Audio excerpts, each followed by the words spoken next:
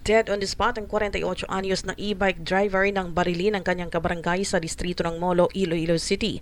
Kinilalang biktima kay Zaldimer Heliega, habang suspect si Gerardo Supia. Pauwi na si Heliega matapos na ihatid ang kanyang misis na sidewalk vendor sa pwesto nito nang tinambagan ng suspect at binaril malapit lang sa kanilang barangay hall. Tinamaan sa dibdib at ulo ang biktima. 7 empty shells ang na-recover sa crime scene.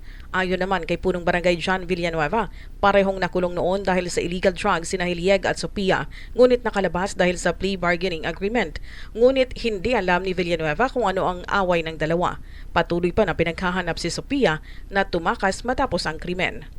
Para sa MBC TV Network News, ito si Grace Bravo. Sama-sama tayo, Pilipino.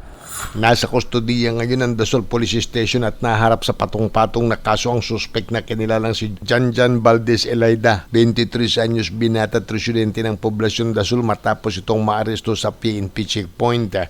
Sa ulat ni OIC Chief of Police Captain Simeon de la Cruz Jr., nagsasagawa ng checkpoint ang kanyang mga tauhan bandang alas 6 kagabi sa highway ng Barangay Pital nang masita ang suspect sakay ng motorsiklo na walang may pakitang lisensya at rehistro ng motorsiklo. Nang i-body search, nasamsam ditong 2 plastic sachet ng pinatuyong dahon ng marijuana na may timbang na 14 na gramo at may street drug price na 1,680 pesos at isang granada na nakalagay sa kanyang sling bag.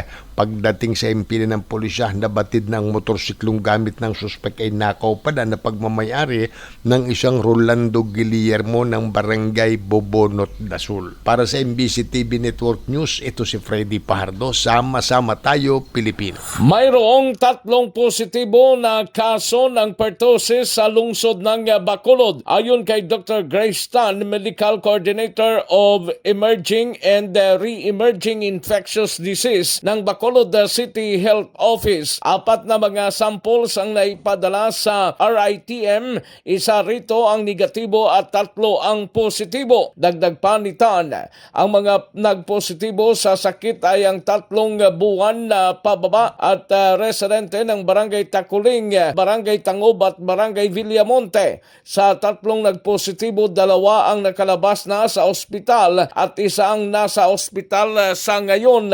Sa ngayon, 13 pang ipinadala ng Bacolod City Health Office na mga specimen sa RITM at pending pa ang resulta. Para sa MBC TV Network News, ito si Rex Cantong, sama-sama tayo, Pilipino. Balita mula sa Davao. Pinori ni City Director Police Colonel Richard Badang ang mga kalalakihan at kababaihan ng Davao City Police Office na nagbigay ng kanilang buong magkakaya upang mapanatili ang pinakamataas na posisyon sa Unit Performance Rating o Upper para sa Marso 2024 sa buong Davao Region. Ang mensahe ni Colonel Badang na ang pangako sa tungkulin, dedikasyon at pagsusumikap ay nagpapakita ng yung taos-pusong dedikasyon sa serbisyo publiko na nagresulta sa kahangahangang tagumpay na ito na lubos na kinilala. Gayon din ang patuloy na suporta ng lokal na pamahalaan ng Davao at ang aktibong partisipasyon ng komunidad ay naging dahilan upang makamit ang tagumpay na ito. Dagdag pa ni Colonel Badang na ang sama-samang pagsisikap ay nagbibigay daan sa pagpapanatili ng kapayapaan at kaayusan sa Davao City na nagbibigay ng kasiguruhan at ligtas na tirahan para sa lahat ng Davaoeños. Para sa MBC TV Network News, ito si June Soter. Sama-sama tayo, Pilipino!